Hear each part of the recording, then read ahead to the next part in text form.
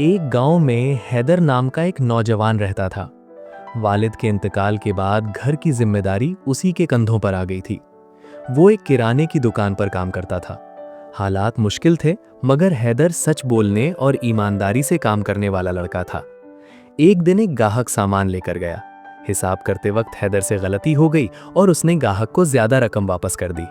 कुछ देर बाद जब उसने हिसाब दोबारा देखा तो उसे अपनी गलती का एहसास हुआ। दुकानदार ने कहा, हैदर रहने दो, उसने खुद नहीं देखा, अब ये हमारा फायदा है। हैदर ने अदब से जवाब दिया, मालिक, फायदा वही है जिसमें बरकत हो, और बरकत सच में है। वो फौरन ग्राहक के घर गया और इजाफी रकम वापस कर दी। ग्राहक हैरान रह गया और बोला, बेटा, आजकल ऐसे सच्चे लोग बहुत कम होते हैं। चंद दिन बाद मालूम हुआ कि वो ग्राहक एक बड़े कारोबारी शख्स थे। उन्होंने हैदर की ईमानदारी देखकर उसे अपनी कंपनी में अच्छी नौकरी दे दी। यूं हैदर की मेहनत और सच्चाई रंग ले आई। दुकानदार ने भी शर्मिंदा होकर कहा, हैदर, तुमने आज मुझे सच की असल कीमत सिखा दी।